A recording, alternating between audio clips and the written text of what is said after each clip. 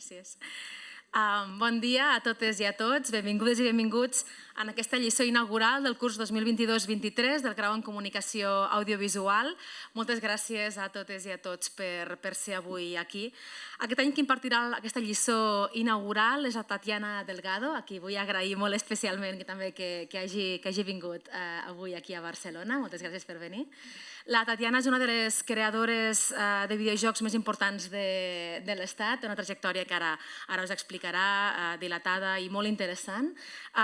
I per nosaltres aquesta lliçó inaugural és important, és especial, em fa especial il·lusió estar presentant avui la Tatiana, perquè és la primera vegada que una lliçó inaugural dels estudis està dedicada a l'àmbit dels videojocs i l'àmbit de la comunicació interactiva també en general.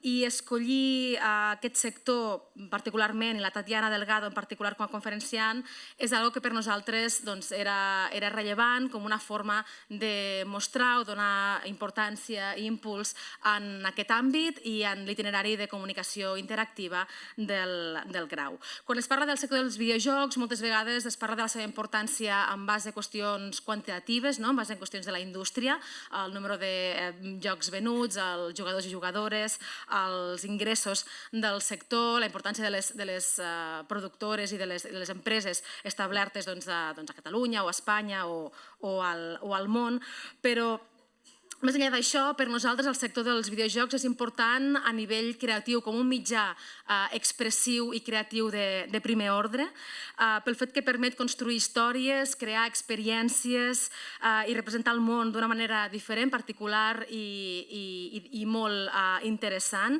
i també pel seu impacte en els imaginaris contemporanis.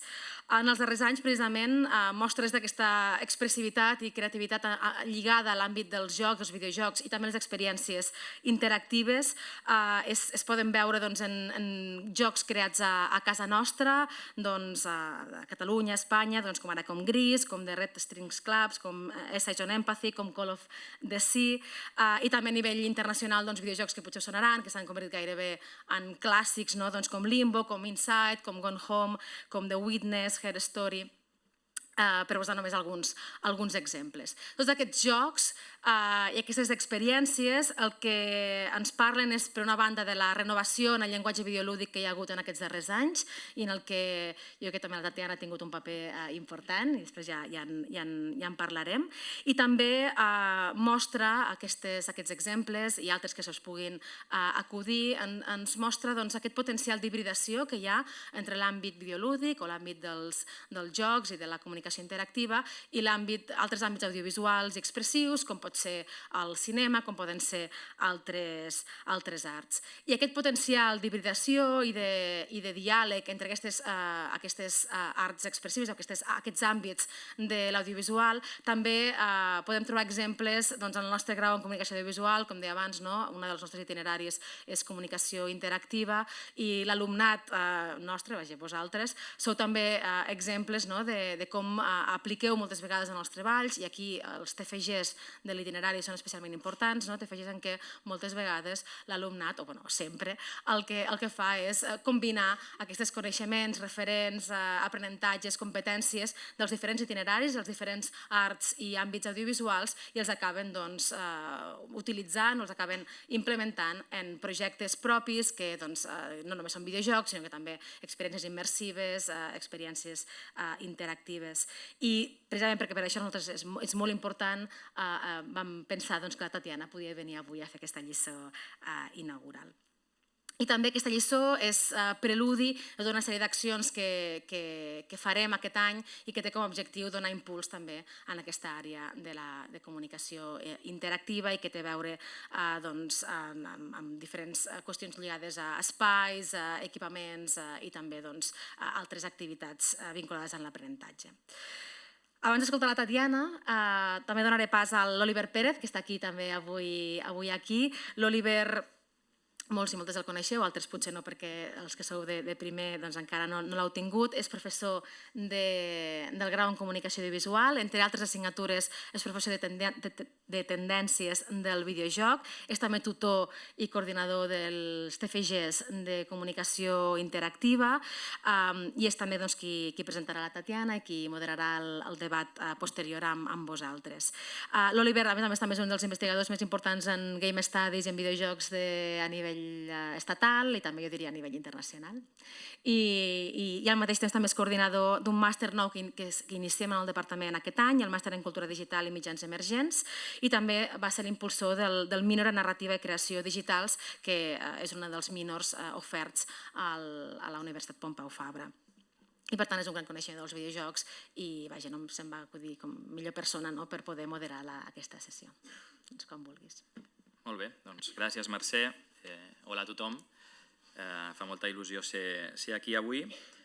Y bueno, os presento brevemente, ella misma va a hacer un repaso a su trayectoria a Tatiana Delgado. Tatiana es, como ha dicho Mercè, una de las creadoras de videojuegos más relevantes, más interesantes del panorama nacional en España actualmente. Y no solo por su larga trayectoria, ¿no? Aquí vemos el título de la charla que habla por sí solo, ¿no? 20 años o más de 20 años, ¿no? Como diseñadora de videojuegos. Y no solo tampoco por los muchos éxitos que ha conseguido, sino también, podríamos decir, por la importante diversidad de los proyectos de videojuego en los que ha trabajado, ¿no? Que es algo que llama la atención cuando uno repasa su trayectoria, lo cual nos habla de una creadora pues, con una capacidad adaptativa muy destacable, ¿no? En un entorno tan cambiante como el de los videojuegos y el de la cultura digital en general, ¿no? Y también, por supuesto, con una curiosidad, ¿no? Y un afán de experimentación que hace pues, que esta trayectoria sea especialmente interesante o más interesante todavía, ¿no? Toda esta trayectoria ha culminado en los últimos años con un proyecto como es el de la cofundación del estudio Out of the Blue, del que nos va a hablar, entre otras cosas, donde está abordando con su equipo pues, proyectos muy especiales, muy singulares a nivel narrativo, con singular ambición narrativa y artística.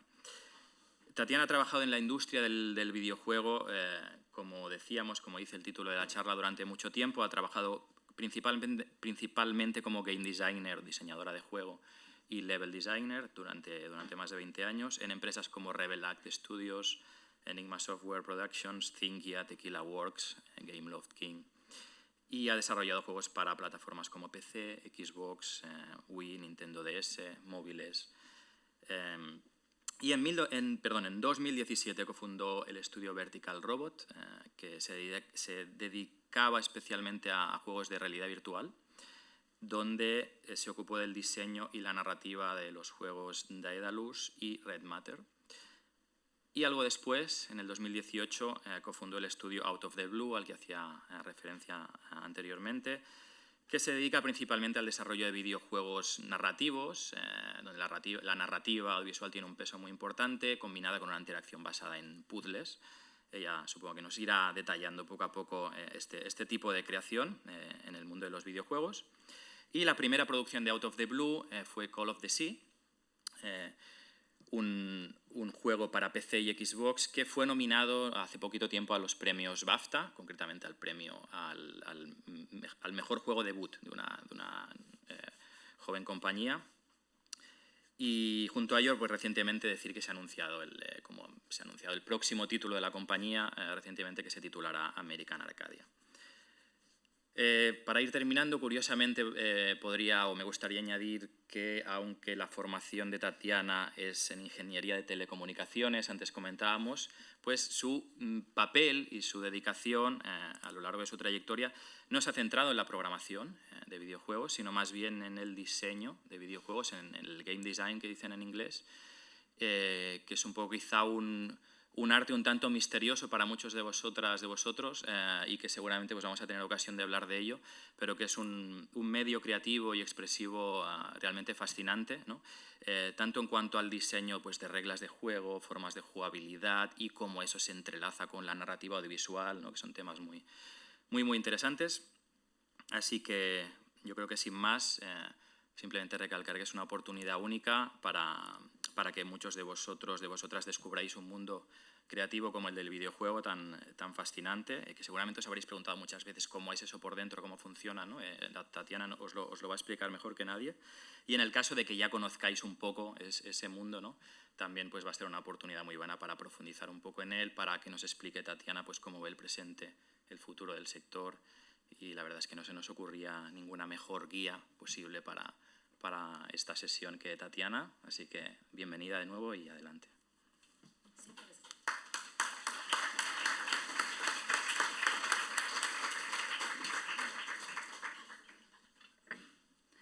Bueno, lo primero, muchísimas gracias por la invitación y la oportunidad de estar aquí con todos vosotros para explicaros un poquito o esta pequeña ventana a cómo se hace en un videojuego, qué hay detrás de los profesionales que hacemos los videojuegos. Ya han hablado muy bien, muchísimas gracias por esta introducción, un poquito sobre lo que llevo haciendo durante todos estos años. Empecé en el año 2000 en Rebel Act Studios, trabajando en terminar el juego que era el Blade, que ya yo creo que no sonará a casi ninguno. Y he tenido la suerte de trabajar en un montón de empresas diferentes haciendo todo tipo de videojuegos, de DS, consola, móvil, PC. Y eso me ha dado o ha fomentado mi habilidad creativa, digamos, a la hora de diseñar. Pero quiero partir de una pregunta muy importante que me suele pasar cuando yo voy a explicarle a alguien, me pasa con mis padres también, me ha costado muchos años explicarles qué hago. O sea, yo digo, soy diseñadora de videojuegos y entonces me llegan todas estas preguntas. Me dice mi madre, entonces hace los dibujitos, ¿no? Y yo, claro, como eso le suena, lo de diseño le suena a dibujar, a que tiene que ir por ahí. O a veces se preguntan si soy la persona, claro, un videojuego es algo técnico, pues solo habrá programadores. O incluso también me dicen que, anda, qué suerte que te pasarás todo el día jugando, ¿no? Qué divertido es tu trabajo. Y claro, obviamente ninguna de estas cosas es la que hace un diseñador, pero voy un poquito más allá, es qué tipo de personas o roles te puedes encontrar dentro de un videojuego. Entonces, aquí os lanzo un montón de diferentes roles y hay muchísimos más, que son todas las pequeñas partes o diferentes profesiones que te puedes encontrar dentro de un juego. Esto obviamente depende mucho del tamaño de la empresa. Si vais a una empresa indie pequeñita, a lo mejor son 2 o 3 personas las que asumen todos estos roles. Sin embargo, en una producción AAA puede ser que haya muchísimos más roles y por cada persona haya varios. Yo me acuerdo de un ejemplo de un compañero que nos hablaba, él era artista en un AAA y que se pasó toda la producción haciendo piedras. O sea, él solo veía las piedras y además no sabía qué hacía el resto de la gente del proyecto. Entonces, para que os hagáis una idea, la cantidad de gente que hay dentro de un videojuego. Ahí os pongo un ejemplo que en los juegos o empresas indies suele haber entre 1 y 30 personas en un equipo, pero cuando te vas a un AAA, pues te puedes encontrar juegos de hasta 3.000 personas. O sea, imaginaos la dimensión que tienen estos proyectos. Entonces vamos a ir viendo, os voy a contar poquito a poco qué hace o desgranar cada departamento, porque vais a ver que hay una cantidad de salidas increíbles. Tú cuando te hablan de un videojuego, a veces pues te quedas con programación y arte, pero es que hay muchísimo más, porque dentro de arte te encuentras que puede haber gente que hace el arte conceptual, que son, como veis arriba, son dibujos 2D, ilustraciones, que lo que van a guiar es cómo se va a ver el juego, cómo van a ser los objetos, le dan un poco la paleta de color del juego, cómo son los puzzles visualmente. Entonces son personas que se dedican todo el día a dibujar. Su trabajo no es hacer ilustraciones muy bonitas, que eso sería más arte como de marketing, el típico dibujo bonito que luego hacen un póster con él, sino más hacer ilustraciones muy rápidas que comuniquen muy rápidamente el concepto que quiere el diseñador, como ya veremos luego, o el director de arte. También pueden hacer los personajes, necesitas que tengas todas las vistas para que se puedan modelar, etc. De ahí se pasaría al artista 3D, si es un proyecto 3D. Un artista 3D lo que va a hacer es usar programas de modelación para crear o trasladar del mundo 2D al mundo 3D los personajes. También te van a hacer todos los objetos del juego. Luego están los animadores, que podemos encontrar la parte técnica en la que te tienen, porque está la parte más artística de cómo se mueve un personaje, pero para que ese modelo adquiera vida necesitas saber dónde van a flexionar los brazos, por ejemplo, el cuello, que se llaman los huesos del personaje. Entonces hay una parte muy técnica que también es más desconocida en la parte de animación. Artista técnico. Este es un rol un poco híbrido, también un poco desconocido, en el que son artistas, porque tienen que ocuparse de la parte visual y se ocupan de hacer materiales para que, por ejemplo, el mar, el típico mar con olas muy bonitas o muy realista, o quieres que sea un efecto más como de estudio Ghibli, muy cartoon, con una espumita blanca, pues todos esos los hacen los artistas técnicos, que controlan muchísimo de esos materiales, cómo se van a ver luego en el juego. Y artista de partículas, todas las explosiones, si hay burbujas, si hay viento, humo, todo eso lo hace un artista que se especializa en partículas. Y como veis, o sea, hay un montón de roles distintos que hacen pequeñas partes del videojuego. Entonces vamos a la parte de diseño, que es la rama en la que estoy yo.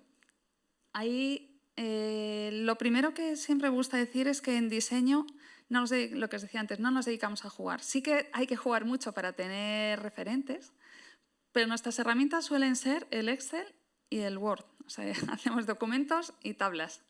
Y con esto nos da el poder de hacer lo que queramos. ¿Qué es lo que hace realmente un diseñador? O sea, nosotros lo que hacemos es definir las reglas del juego. Vamos a hacer un poco la receta de cómo va a ser ese juego para que el resto del equipo sepa implementarlo, lo haga realidad. Entonces tenemos que ir guiando poco a poco al resto del equipo. Te puedes encontrar, puedes hacer diseño de gameplay, es decir, cómo se juega el juego, cómo se salta, cómo es el disparo, cómo son los personajes, sus habilidades, cuánto corre, qué velocidad, todo eso tenemos que definirlo al detalle. Tienes, por un lado, toda la libertad y la creatividad de hacer lo que quieras con el juego, pero todo tiene que tener sentido. Entonces, para mí es muy bonito, es muy creativo, pero a la vez es muy complicado, porque tienes que estar balanceando un montón de valores. Diseños de niveles son los que crean los mundos. Con esas reglas que les da el diseñador, pues vas a, por ejemplo, en un plataformas, si el personaje tiene ciertas habilidades, vas a crear un nivel donde el personaje haga uso de esas habilidades y lo potencie para que sea divertido. Entonces son, digamos, los que crean el mundo jugable para implementar las mecánicas. Combate, pues diseñas el daño que hace, bueno, este es bastante autoexplicativo. De usabilidad, para hacer toda la navegación tanto de los menús como luego del juego en sí, de que sea cómodo de usar, intuitivo, que se entienda bien. A veces queremos jugar un poco con lo contrario, que si queremos generar estrés al jugador, pues le hacemos que la usabilidad sea adrede más compleja para que si le queremos generar estrés. Entonces, ahí es muy bonito porque además es algo que puede venirse de otro campo y aplicarse a los videojuegos. El diseñador narrativo, que yo creo que es algo que llama muchísimo la atención, porque sobre todo a mí, que es lo que más me gusta, es contar historias con los juegos. Yo creo que es un rol que es un poco desconocido también, porque diseñador narrativo no es guionista. O sea, un diseñador narrativo lo que hace es coge la historia y la entrelaza con las mecánicas y los niveles y hace que funcione la historia. Pero yo como diseñadora narrativa a veces no he escrito ni una línea que ha ido al juego, sino que yo simplemente digo dónde se cuentan pedazos de la historia y cómo se van a contar. Como en el Call of Duty, por ejemplo, pues lo que hacía era definir como pequeñas escenas narrativas de, pues aquí ha habido una explosión que ha volado una compuerta. ¿Y cómo contaba esa historia? ¿Con qué objetos 3D? ¿Con qué sonidos? ¿Con qué papeles, documentos? Y eso es lo que yo voy como sembrando por el nivel pedazos de esa historia para que luego el jugador las pueda entender. Y luego el guionista es el que ya escribe exactamente los diálogos que dice el personaje, basándose en lo que yo he dicho o he propuesto, qué pieza de información se va a contar ahí. Entonces, para que veáis que son más o menos, trabajan mano a mano, pero no son lo mismo. Hay empresas que si son muy chiquititas, pues al final la misma persona que hace diseño narrativo también es guionista, pero no tiene por qué. Y luego, finalmente, el diseñador de economía, que ya sería más para juegos free to play, donde tienes que desarrollar una economía de micropagos para ver en qué puntos del juego tienes que meter ese micropago, para que luego, si compra unos objetos, ver dónde las tiene que gastar para que haya unos loops de economía que funcionen y que vayan generando ingresos los juegos. Entonces, como veis, hay una barbaridad de diferentes roles que es muy difícil abordar cuando dices, vale, soy diseñadora de videojuegos. Pues puede ser todo eso. Dentro de diseño también puedes tirar una parte más narrativa o más artística. Yo, por ejemplo, a pesar de mi formación como ingeniera de teleco, a mí descubrí que no me gustaba programar. O sea, sé que parece una contradicción, pero descubrí que lo que más me apasionaba era la parte artística y contar historias. Entonces sí que me formé luego aparte, estudié ilustración y sí que he jugado muchísimo a juegos de rol, otro tipo de juegos que me han dado han alimentado mi imaginación para poder dedicarme a esta otra rama. Pero luego está hay una rama de diseñadores más técnicos. O sea, en nuestra empresa hay diseñadores que tienen un background de informática y ellos lo que hacen es programar mediante... El rectángulo negro que veis ahí es una ventana de los blueprints de Unreal. Es un sistema de programación con cajitas que no tienes que escribir código, sino que vas uniendo cajitas que tienen lógica. Y te puedes programar... Y hay juegos que se pueden incluso programar así. Entonces, hay diseñadores que se pueden apañar para crear mecánicas sencillas, prototipar a base de programación visual de este estilo. De todas formas, luego, como vamos a tener ronda de preguntas, cualquier cosa que se os quede ahí que queráis preguntar, como es un tema que me podía tirar en esta transparencia toda la charla, pues vamos a seguir y luego si tenéis dudas, pues me preguntáis. ¿Qué pasa? Que también a veces hay que tener cuidado porque los programadores se asustan mucho cuando los diseñadores programamos demasiado, porque esto le llaman espaguetis, porque cuando te encuentras programación visual hay que estar muy contenido para que no se vaya de madre. Luego están nuestros amigos, los programadores, a los que diseño queremos mucho, pero les tenemos a los pobres estresados. Ellos son los que se dedican a coger las instrucciones que damos diseño e implementarlas y hacerlas realidad. Entonces tenemos que trabajar muy mano a mano con ellos. Y el diseño de un videojuego no es algo que tú, según lo piensas, lo implementas y funciona. Es un proceso iterativo. Es mucho probar y sobre todo probar con jugadores, porque lo que en tu cabeza funciona muy bien, luego no siempre es divertido a la hora de implementarlo. Entonces necesitas tener un equipo de programación que entienda eso, que es un trabajo iterativo, que a lo mejor implementamos un sistema y no funciona y lo tenemos que rehacer de cero y probar y probar. Entonces, hay que tener esa mentalidad de producto de software, pero que tenemos que fluir de alguna manera. Entonces, dentro de programación encontramos programadores de gameplay que programan las mecánicas, de herramientas también, porque a veces necesitamos en diseño o en arte que nos hagan herramientas. Por ejemplo, nosotros ahora estamos usando un exportador de textos, porque cuando tú haces un videojuego y quieres poner voces, no tenemos actores de doblaje al principio y sería una locura que nos grabáramos nosotros si hay 5.000 frases y además perderíamos mucho tiempo. Lo que se hace es poner voces de estas que escribes un texto y te lo lee con voz robótica. Eso es lo que usamos y así están los juegos mientras se van haciendo. Entonces, una herramienta sería un exportador que tú metes un Excel con todas las frases del juego y te genera todos los archivos de audio y te los importa en el juego. Entonces, eso a diseño, esa herramienta nos ahorra muchísimo tiempo. Luego hay programadores de motores gráficos. Los motores, que no sé si lo conoceréis, ahora hay muchísimos. Estamos en una época que es una suerte, porque tenemos motores de acceso muy sencillo, muy fácil, muy barato, que son muy potentes, como Unreal, Unity y demás.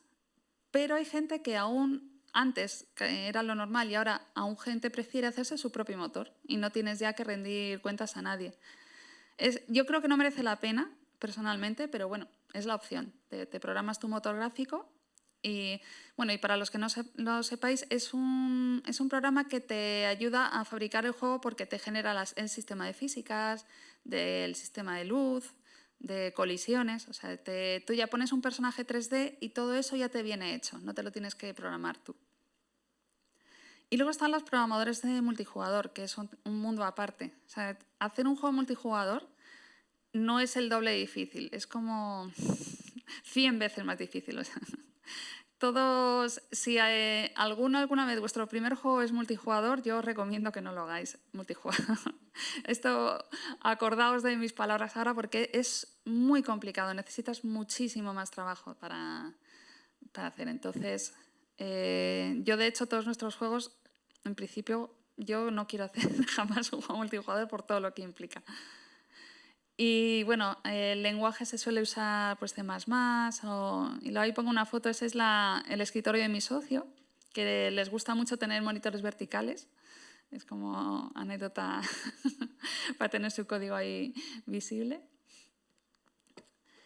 Y luego ya como otros grupos que son igual de importantes, lo que pasa es que los he agrupado aquí para no alargarnos mucho, tenemos el departamento de audio, que se dedica tanto a componer la música del juego como a sonorizar. O sea, cualquier pequeño efecto de sonido de viento, el sonido ambiente de una montaña a lo mejor, pajaritos en un bosque o ya las pisadas del personaje. Si coges un objeto y lo dejas en una mesa, el ruido que hace ese objeto, pues a lo mejor tienes que tener en cuenta si el objeto lo dejas en madera, en metal, en piedra. Igual las pisadas, tienes que pensar, pisadas de botas de personaje de cuero con arena, con piedra, con barro, con tablones.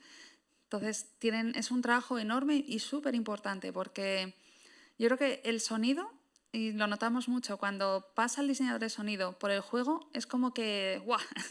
De pronto ves el juego de verdad, emociona mucho más, gana muchísimo, porque el sonido es importantísimo. Y de hecho nuestro diseñador de audio, lo comenta siempre, que si os fijáis, si vosotros veis una película, el sonido está perfecto y la imagen está regular, no pasa nada, la veis, o sea, está pixelado y dice, bueno, se puede ver, incómodo, pero se ve. Pero si se ve perfecto y el audio está mal, chisporrotea y es incómodo, eso es incomodísimo de ver, es que probablemente la quitéis. Y para que veáis un poco la importancia del sonido en un videojuego.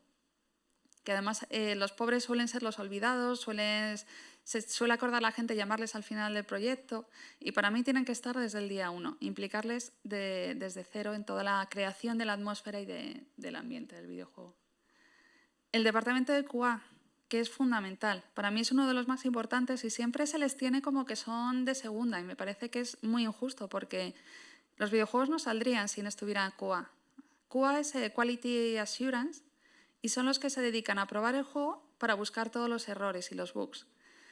Y sin ellos no podríamos vivir porque es importante que el juego salga bien, fluido y no tenga ningún error. Y además es un trabajo muy duro porque, claro, cuando dice voy a probar el juego, pues no es jugártelo, pues está bien, está divertido. No. Tienes que ir, por ejemplo, dando una pasada, viendo que las colisiones están bien. Entonces, imaginad que voy a hacer QA de este auditorio. Pues tendría que ir chocándome con todas las esquinas de la pared a ver si no tiene agujero. Y como me cuele por un sitio, lo reporto, lo arreglan y me vuelvo a probar que todo está arreglado. O sea, no solo han arreglado el agujero, sino que nos ha abierto otro por otro lado. Y te vas chocando con toda la pared, así. Y eso con todo. Y probar los saltos, probar las voces, probar que si hay controles diferentes te lo tienes que jugar con ratón y con gamepad. Y si tienes plataformas diferentes tienes que probarlo con todo. Entonces es un trabajo súper importante y que desgraciadamente está como un poquito infravalorado y me parece súper injusto. Y luego ya la última pata, que también es muy importante, es la producción. En videojuegos el productor se dedica básicamente, es la persona que tiene que encargarse de que todo el mundo tenga trabajo y nadie esté parado y tenga las herramientas que necesita. Que es un poco, en cines el productor tiene otro significado en otras producciones, sin embargo en videojuegos es estrictamente eso, no es ni el director del proyecto, ni es una persona que está al servicio de todo el proyecto. Y es muy complicado también porque tiene que estar pendiente de si animación necesita un modelo 3D, tiene que estar hecho el concept art, el diseño tiene que haber aprobado, entonces tiene que estar al tanto de todos los procesos de la empresa y que todo el mundo está haciendo su trabajo en tiempo y tiene material para realizarlo. Entonces, vale, ya tenemos una vista de todas las personas que trabajan en un videojuego. O sea, como veis, hay una variedad de roles increíble. Vamos a ver ahora un poquito cómo se haría la producción de un juego.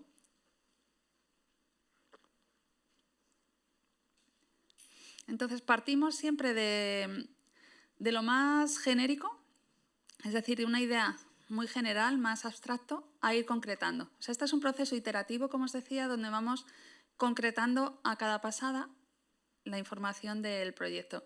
Tú no empiezas un videojuego y dices, vale, nivel 1, hasta el final. No, vas haciendo como por capas, ¿vale? Entonces, la primera parte sería la idea. Que muchas veces se piensa que tener una idea para un videojuego es lo más difícil. Que además al principio tendemos a ser como muy sobreprotectores con mi idea, mi gran creación. Esta idea me va a hacer famoso, me va a hacer rico. Y una cosa que no nos damos cuenta es que las ideas no valen nada. Y la gente se me queda así como, ¿cómo que no valen nada si mi idea es muy buena? No, lo que vale es realmente saber aterrizar esa idea. Ahí es donde está el valor. Porque ideas tenemos todos y yo a lo largo de mi carrera he visto muchísimas ideas muy buenas, o parecían muy buenas, pero cuando reflexionas un poco y la intentas aterrizar y poner en papel, te das cuenta que eso no lleva a ningún lado. Así que tampoco tengáis miedo de contar vuestras ideas a gente. Al principio también tendemos a, no le voy a decir esta idea a nadie, que me la copian. Yo creo que es mejor intentar contar esa idea a la gente, contrastarla y ver si esa idea es sólida, si lleva a algún lado, si tiene problemas. Y además incluso puede hacer que vuestra idea mejore y se enriquezca. Entonces, cuando tenemos una idea y vamos a hacer un proyecto, tanto una empresa grande como un estudiante, tenemos primero que pensar, ¿este videojuego voy a ser capaz de hacerlo yo? ¿O voy a ser capaz de encontrar al equipo, y financiar el equipo para poder terminarlo? Porque también a veces nuestras primeras ideas son ideas muy grandes, donde queremos hacer ese juego maravilloso que os decía, pero no somos capaces de hacerlo porque no sabemos todavía. Entonces, yo os recomiendo esa idea que tenéis ahora que os gusta tanto, guardadla un poquito y empezad a hacer ideas sencillas, pequeñitas, ideas que sepáis que vais a poder terminar. Porque lo más difícil es terminar un juego que empezarlo. Entonces, una vez que tenéis esa idea, pues lo que os decía, no hagáis multijugador, haced cosas incluso más pequeñas de lo que parecen para poder terminarlas. Una vez que tienes tu idea, tanto si quieres buscar financiación como si quieres buscar un equipo para trabajar en ella, necesitas un documento que se llama el pitch para poder comunicar de qué va el juego, cómo se juega, qué estética tiene, cuánta gente se necesita para hacer y el presupuesto. Entonces es un documento, un PowerPoint que puede tener entre 10, 12 slides, más o menos, o sea, depende un poco. Y aquí os enseño, esta es la portada del documento que hice para Red Matter, el juego de realidad virtual, tal cual, era este. Y la portada era un poco el resumen de cómo es el juego y luego detallaba cada uno de esos puntos en el resto de las slides. Sobre todo hay que transmitir confianza de que sabes de qué estás hablando y centrarse más. Lo más importante que le interesa, si sobre todo vais a buscar financiación, es que sabéis lo que cuesta, o sea, transmitir cuánto tiempo vais a estar y cuánto dinero se va a invertir. Además, se suele entregar un prototipo jugable y un vídeo. Entonces, empaquetas todo esto, lo envías y a ver si hay suerte y buscas financiación. Imaginemos que nosotros o bien no lo vamos a hacer solos por nuestra cuenta o hemos conseguido esa financiación. ¿Cuál sería el siguiente paso? Pues vamos a coger ese documento que hemos hecho que describe muy por encima el juego y lo vamos a concretar. O sea, como os decía antes, siempre vamos a ir, es como haciendo un boceto de un dibujo. Vamos a ir encajando primero el proyecto y luego ya pintamos el detallito de la nariz, los ojos y demás. Siempre de lo más abstracto a lo concreto. Entonces, para empezar el proyecto vamos a hacer una preproducción. En la preproducción lo que hacemos normalmente es despejar incógnitas. lo que os decía antes, tienes tu idea, la has aterrizado un poquito, vale, vamos a ver si esto que hemos pensado es divertido de verdad. Entonces vas a prototipar esas pequeñas mecánicas que has pensado. Pueden ser prototipos feos, no necesita que sea visualmente bonito todavía. Por otro lado, el equipo de arte pues va buscando cómo es la estética, cómo se va a ver, la paleta de color. Si la paleta, en nuestro caso, como son juegos narrativos, usamos mucho el color para comunicar emociones. Pues vamos viendo, según va avanzando la historia, qué paleta de color queremos en cada nivel. Y en el Call of the Sea, ahí lo veis, esa es una de las evoluciones de la paleta de color que usamos, donde empezamos... El Call of the Sea es un juego donde se cuenta la evolución y transformación de la protagonista. No quiero hacer mucho spoiler. ¿Lo habéis jugado alguno? Bueno, no pasa nada. No quiero hacer spoilers tampoco, pero hay una evolución de la protagonista, tanto en su forma de pensar como emocionalmente. Entonces, usamos el color para eso, para hacer que el viaje del personaje le acompañara de alguna manera a las emociones con el entorno. Entonces, si el entorno está lloviendo, pues también acompaña a un momento más triste, por ejemplo. Y ya una vez tenemos los prototipos, más o menos te haces una idea de cómo de complicado va a ser también el juego. Entonces es el momento, yo pongo las tijeras como tu gran amiga, es el momento de evaluar si esa idea que tenías a lo mejor se ha ido un poco de madre y es el momento de recortar. Entonces, sobre todo ahora que casi no hemos detallado nada, como está todo muy esbozado, si quitamos cosas es fácil cambiarlo y adaptarlo.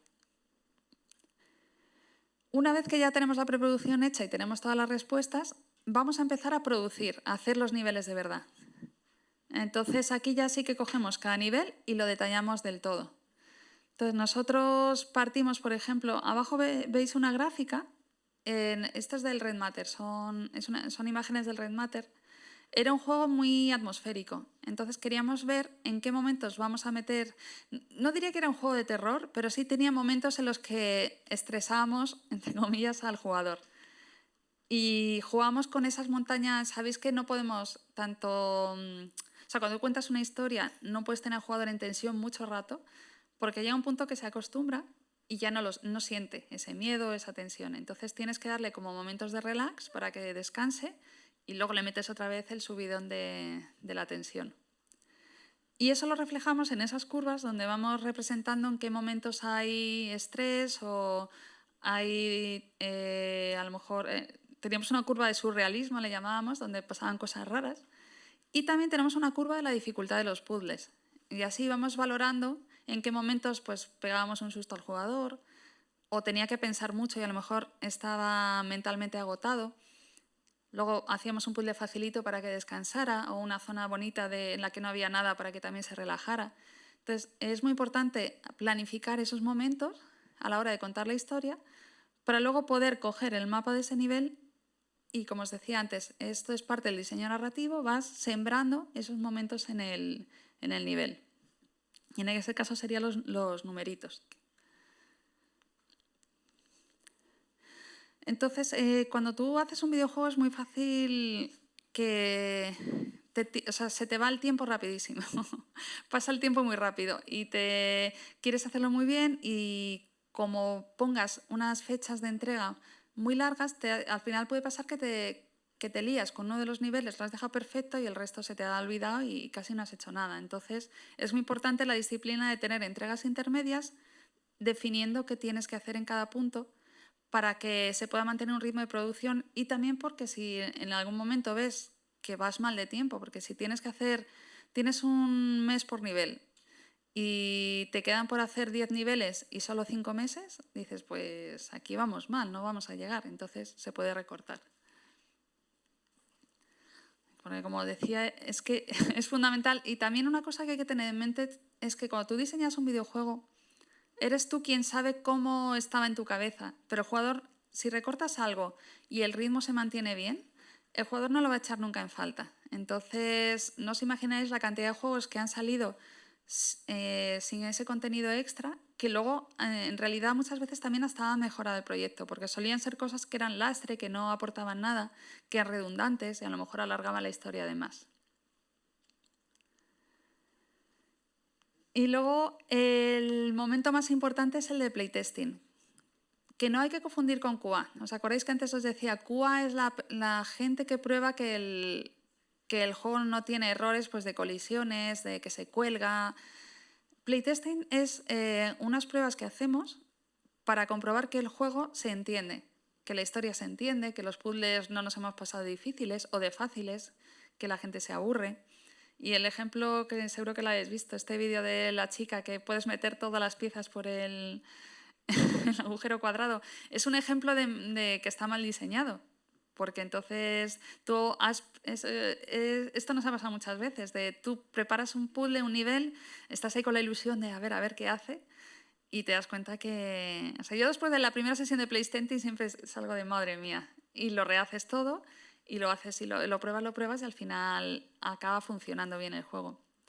Y también, esto lo aprendí sobre todo, yo creo que se me quedó muy grabado porque conocéis a Pocoyo, ¿verdad? Los muñecos de... Yo estuve trabajando en Zinkia, que era la productora de Pocoyo, e hice una aventura gráfica de Pocoyo, y era con la Nintendo DS. Claro, el público objetivo de ese juego iba de 4 a 7 años. Imaginad lo que cambia un niño, o sea, la diferencia que hay entre un niño de 4 y un niño de 7. Era fundamental probarlo con los niños. Y entonces yo me acuerdo de probarlo con hijos de la gente que trabajaba allí, y había una parte que era simplemente soplabas, no sé si lo sabíais o lo recordáis, que la DS tenía un micrófono y entonces podías soplar o hablar al micrófono, y lo que hacía era que subía Pocoyo con un globito. Y no nos dimos cuenta y lo pusimos en el umbral de ruido para nosotros. Claro, nosotros soplábamos y muy bien. Pero yo me puse un niño, me acuerdo, se sentó encima de las rodillas, y el pobre soplando, es que o sea, me llenó la pantalla de la consola de escupitajos, el niño morado, y yo, madre mía, digo, no, esto hay que cambiarlo, no funciona. Y eso se me quedó muy grabado, de la importancia que a veces como diseñadores tenemos que olvidarnos de nosotros y pensar siempre en que estás haciendo el juego para el jugador, no para ti. Y yo creo que eso me ayudó. Al final, equivocarte pronto es bueno porque te queda grabado para aprender, para que esas cosas hay que tenerlas muy en cuenta. Entonces, desde siempre traemos a jugadores a probar todos los juegos que hacemos para detectar cuanto antes todos los errores que cometemos, porque es imposible saber. Además, los jugadores tienen mucha imaginación y siempre hacen cosas muy raras que no te esperas. Entonces, cuando ya tenemos más o menos el juego, lo hemos probado, funciona, podemos entregar la versión alfa. La versión alfa es una versión del juego donde el arte no es final, tenemos lo que se llama placeholders, o sea, te vas a encontrar cajas grises por ahí, hay diálogos, pues lo que os decía antes, hay voces robóticas todavía, hay animaciones que están sin terminar, pero ya se puede jugar. La lógica está entera, los puzzles están enteros. Esto es obviamente en el mundo ideal. Ya os digo que en general pues se llega... Luego tienes que seguir cambiando cosas de los puzzles y de la lógica, pero bueno, lo ideal sería en alfa ya no tocar nada más, porque llegas a la fase entre alfa y beta, ya solamente hay que arreglar cosas y meter lo que falte de arte final y de sonido. En esta parte idealmente estás arreglando lo que os decía antes, de probando de todo, pues cargar y partida, guardar, que todo se restaure como debe ser. O sea, es muchísimo trabajo. Por eso es importante no tocar nada más, porque muchas veces pasa, y nos ha pasado, de arreglar, venga, no pasa nada, voy a arreglar esta cosita de aquí. Y tocas una cosa y es como un castillo de naipes, se rompe de pronto lo que os decía antes. Imaginad, arreglo un puzzle y de pronto se desactiva toda la colisión de las paredes. Y es como, madre mía, ¿qué ha pasado? Y además, ¿y por qué ha pasado eso? Pues por eso es mejor. A veces hay errores que los vas catalogando y dices, bueno, mira, no vamos a tocarlo, es un error mínimo, va a salir el juego así, no pasa nada, se verá esta cosita pequeña que a lo mejor la ve muy poca gente, pero no tenemos tiempo de arriesgar a que se rompa todo lo demás. Entonces, ya os digo, las producciones son a veces un poco un castillo de naipes. Llega un punto que es mejor no tocar nada. Y luego es muy importante también, si vas a salir, no es lo mismo salir en Steam cuando tú sacas un juego de PC que salía en consola. En Steam, normalmente tú envías el juego, lo revisan y son muy laxos. Normalmente te lo aprueban y te lo publican y ya está. Pero para salir en consolas tienes que pasar unas normas, unas reglas que se llaman TCRs, que ellos te dan una checklist de cosas que tienes que cumplir para salir en las consolas. Pues, no sé, no puede estar una pantalla sin moverse y sin un icono que se mueva durante más de 3 segundos, porque el jugador puede pensar que se ha colgado. O tienes que tener, cada vez que salga el nombre del mando, tiene que estar con la mayúscula, o sea, escrito de la manera oficial. O son cositas que ellos requieren para sacar los juegos en consola. Incluso pues en realidad virtual te exigen un frame rate mínimo que funcione, o en consolas también. Entonces, todo eso, tú lo que haces es mandar tu juego a Sony o a Microsoft y te tiras ahí una semana, esperas y te lo devuelven. Puede ser que lo hayas pasado o que no. Esto se llama el proceso de certificación.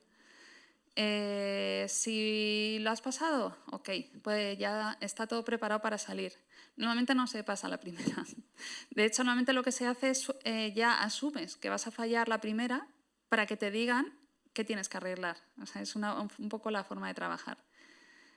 Te lo devuelven, lo intentas arreglar todo, lo vuelves a enviar, cruzando los dedos que no salga nada nuevo, que a veces pasa también. O sea, ya os digo que esto no es matemático, 2 más 2 son 4. A veces dices, pero ¿por qué se ha roto esto ahora?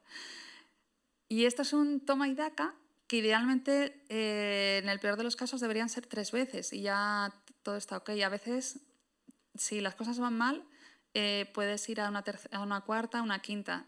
Y el problema de esto es que, sobre todo si eres un estudio pequeño, vas a la cola y vas despacito. Y si veis ahora que hay muchos juegos que se están retrasando, normalmente puede ser por esto, por la certificación, porque ellos contaban con que en un mes lo iban a poder hacer, se retrasan, fallan certificación y no pueden salir la fecha. Entonces tiene que mandar el comunicado de que nos retrasamos y siguen ahí intentando aprobar el proceso. Así que el final de los juegos suele ser, cuando los tienes terminado todavía... Y después quedan todos los... Porque no se acaba cuando lanzas el juego. Tienes que lanzar los parches, notas de prensa, tienes que haber hecho el marketing para que la gente conozca tu juego, porque a veces un juego, por ser bueno, ya a día de hoy hay tantísimos juegos que salen que, aunque sea muy bueno, puede ser que nadie se entere que ha salido. Entonces tienes que hacer ruido, darte a conocer mucho antes. Y luego hay que evitar fechas que estén muy concurridas. A nosotros nos pasó con Call of the Sea, que lo sacamos el 8 de diciembre y estábamos muy contentos porque era justo antes de Navidades, que no había grandes lanzamientos. O sea, normalmente de mediados de Navidades en adelante están ya los AAA. Entonces es como ahí no nos metemos porque nos sepultan. Pero bueno, 8 de diciembre estaba bien. ¿Y qué pasó? Que de pronto vimos que el Cyberpunk se retrasa y fue como, no, ¿a qué fecha? Al 10. Y fue como, ¡buah! Entonces teníamos 2 días para darnos a conocer y sabíamos que después venía la ola del Cyberpunk y nos sepultaba. Tuvimos la suerte de que el Cyberpunk salió bastante regular. Y entonces hubo mucha gente que escribía jugando al Call of the Sea mientras arreglan el Cyberpunk, y fue como Entonces nos vino muy bien en ese sentido, pero en general hay que intentar evitar salir a la vez que los AAA porque sus maquinarias de marketing, o sea, no ya porque lo ves en todos sitios, sino que las revistas, las grandes webs tienen un tiempo limitado para publicar cosas y les llegan muchísimos mails. Entonces, si tú mandas el mail a la vez que están haciendo las reviews del Cyberpunk, no van a revisar tu juego y no le van a hacer caso. Entonces, eso, intentar evitarlo. Y luego ya viene el lanzamiento, que es el momento más bonito, ya por fin dices, ¡yeah! Que yo creo que es al final cuando sientes, sobre todo nosotros que somos creativos, que hacemos esto porque queremos contar una historia, comunicarlo, pues ver que la idea que has tenido tú, esa idea que era una idea cosa muy abstracta, que la hemos aterrizado, que hemos luchado contra los bugs, lo hemos arreglado todo y que la gente ha conectado con ello, yo creo que es la recompensa más grande. Para mí, incluso más grande que vender...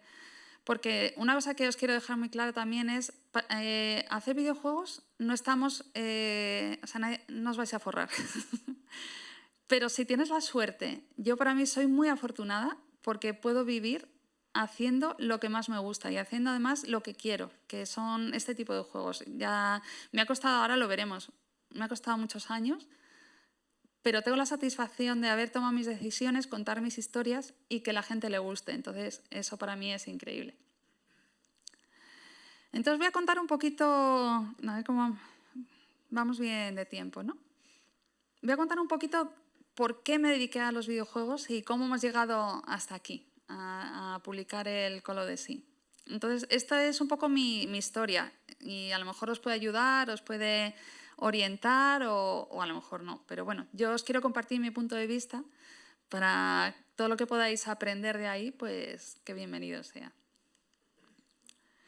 Entonces, yo tuve la suerte, creo que fui muy afortunada, de que en mi familia les gustaban muchísimo los videojuegos a mi padre. Y él compartió desde que yo era muy pequeña los videojuegos o esa pasión conmigo. De hecho, esa consola que veis, no sé si la conocéis, la Overcall, es una consola que era un clon de la Magnavox Odyssey, o sea, es súper antigua. Para que os hagáis una idea, se jugaba pegando unos vinilos en la tele, o sea, era unos píxeles gordos blancos como el Pong, y tú pegabas un vinilo en la tele que tenía a lo mejor el campo de tenis, el tenis o la ruleta, y era el mismo píxel blanco, pero cambiabas el escenario así. Y esta consola se la pidieron mis padres de regalo de bodas cuando se casaron. O sea, para que veáis la clase de padres frikis, estamos hablando del 73. O sea, tuve mucha suerte de que les gustaba mucho la tecnología. Y desde pequeña, el jugar a videojuegos fue una actividad familiar. O sea, yo siempre he crecido en un ambiente donde videojuegos era para todos. Además, somos 3 hermanas y jugábamos con mis abuelos, con mis padres, todos a videojuegos. Y yo creo que eso me ha dado una forma de... O sea, para mí los videojuegos siempre han sido algo para mí, era mi ocio. Y tuve la suerte, claro, que mi padre se compraba todas las consolas. Entonces, yo fui por la rama de... Bueno, empezamos con la Coleco, luego se trajo una Master System y ya yo me hice de Sega. Ahora me arrepiento porque en esa época me dio mucho la tontería de ¡ay, Nintendo, viva Sega! Y me perdí muchos juegos por esa guerra absurda. Ahora ya me gustan todas las consolas, me gusta Xbox, Sony, todas. Ya no hay que perder ningún juego. Y, como os decía, me ha acompañado también... vino toda la época de las aventuras gráficas, de jugar en PC. O sea, sí que me gustaba jugar en todas las plataformas. Y lo que me di cuenta, empecé a pensar, sobre todo cuando me juntaba con mis primos y mis hermanas, nos gustaba crear juegos. Y como yo no sabía programar, jugué un poquito con el Spectrum, que tenía un poco de Basic para programar, pero se me hacía lento. Entonces yo directamente dibujaba pantallas de videojuegos o me hacía juegos de cartas, y lo que más me divertía era crear esto y luego ponérselo a mis hermanas o a mis primos a ver cómo se lo pasaban ellos. Entonces, desde muy pequeña, yo no sabía, de hecho, que esto podría ser una salida laboral, pero es que era lo que más me gustaba hacer. Y me di cuenta, hablando con mis padres, les dije, oye, yo quiero hacer algo de esto. Y ellos me dijeron, claro, era otra época, pero me dijeron, estudia una carrera y luego haz lo que quieras. Y digo, vale. Y no sé por qué, en qué momento pensé que estudiar teleco era una buena idea, porque me tiré muchísimos años. Sin embargo, con las vueltas que da la vida, o sea, por un lado me ha ayudado mucho a entender, o sea, aunque no me gusta programar ya, entiendo toda la parte técnica, con lo cual me puedo comunicar muy bien con los programadores, pero realmente lo que más aprendí en la carrera es que tenían un club de rol. Y entonces me pasaba muchas horas jugando a todo tipo de juegos de rol, juegos de mesa, wargames, hablando todo el día de juegos. Y aprendí muchas bases de diseño de juego, básicamente experimentando, jugando, y seguí creando cosas. Con esto también os quiero decir que la inspiración, que supongo que a la hora, y no solo en videojuegos, sino supongo que a la hora de crear cine, cómic, no hay que ceñirse al medio en el que estás, sino que es importante alimentar tu creatividad con todo tipo de experiencias. Y en mi caso, pues, ya os digo, jugando un montón a juegos de rol, leyendo mucho, viendo muchas pelis, viajando. Todo eso al final te enriquece la creatividad de alguna manera.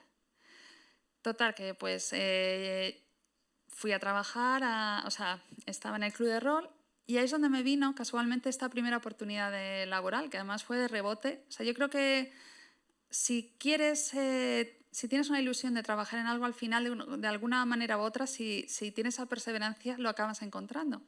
En mi caso fue simplemente que estábamos allí, me acuerdo más, celebrando un cumpleaños, y llegó un chico y dijo, ¿alguien quiere trabajar haciendo videojuegos? Y yo fue como, ¿yo?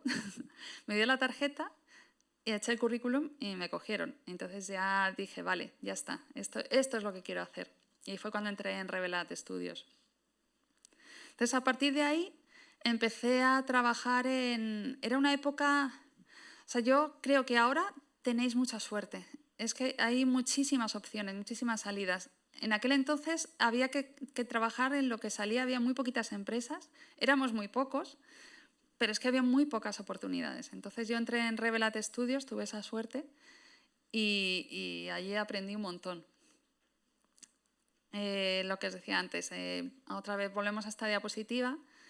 Estuve en Revelat, luego en Enigma, en Zinkia, en Sandia Games, Tequila, Frecuentia, Gameloft, King, y ya ahí decidí emprender.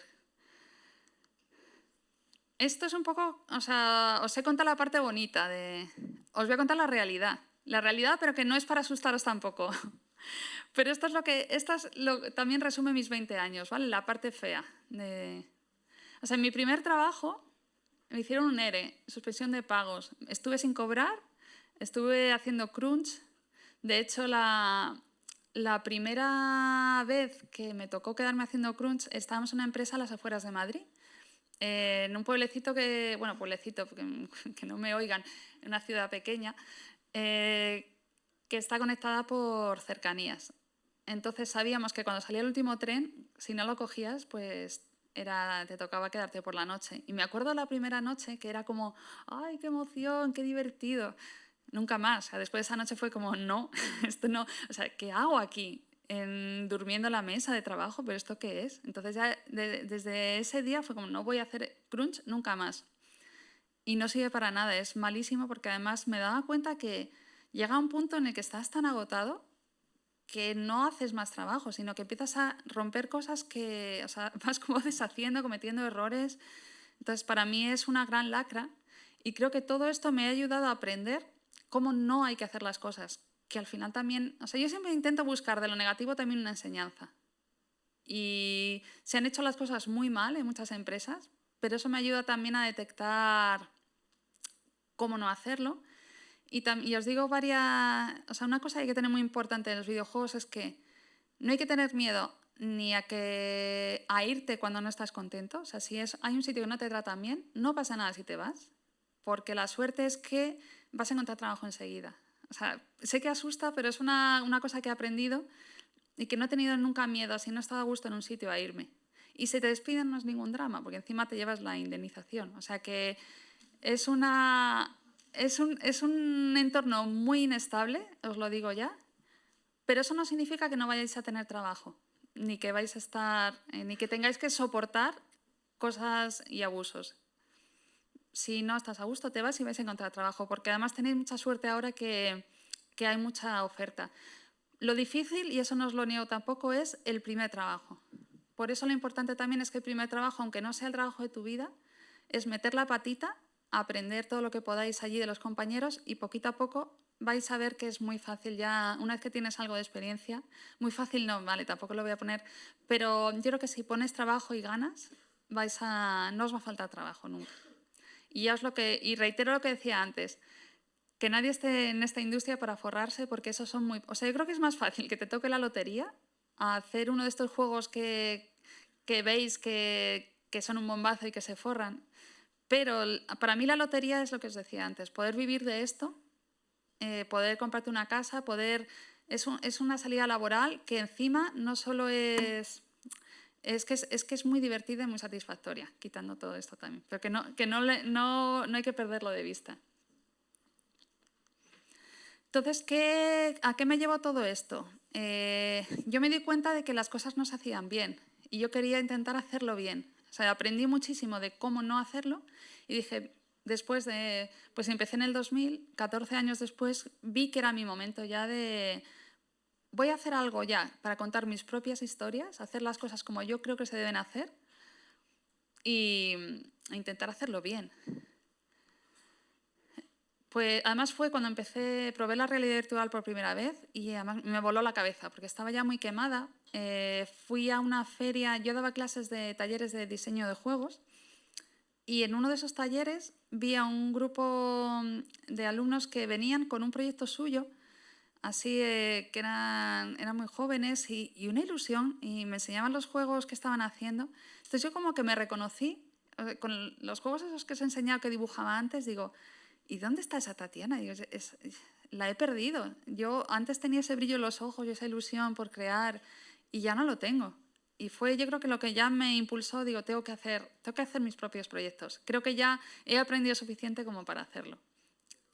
Y entonces me lancé con unos amigos a hacer este proyecto. ¿Qué pasó? Que me di cuenta, yo fui la única que dejé mi trabajo, tenía un dinero ahorrado y dije, vale, estos meses me lo doy de margen hasta que se me acaben los ahorros y desarrollamos este juego. ¿Qué pasó? Que fui la única que dejó el trabajo y la única que trabajó en ese momento. Los demás hacían cosas en su tiempo libre, pero no tenían el compromiso como para lanzar un juego de verdad. Así que se me acabó el dinero y no teníamos nada. Lo único que teníamos era un montón de documentos de diseño y nada más. Entonces, claro, y ahí te das cuenta que emprender es complicado porque no solo es ya tu propia motivación o las ideas que tengan, sino que tienes que tener un equipo que estéis alineados en lo que queréis hacer. Y en este caso no habíamos hablado lo suficiente lo que queríamos hacer o a dónde iba a llegar este proyecto. Así que nada, me quedé sin ahorros y tuve que trabajar otra vez en una empresa hasta conseguir ahorrar lo suficiente para volver a intentarlo. O sea, yo ya sabía que quería montar mi propio proyecto. El segundo intento ya en 2016, que me junto con otros antiguos compañeros y esta vez sí que ya me aseguré de hablarlo con ellos. Oye, vamos en serio, ¿no? Sí.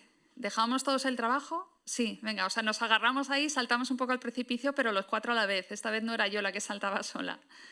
Y además éramos perfiles muy complementarios y entre los 4 podíamos hacer ese prototipo que queríamos vender.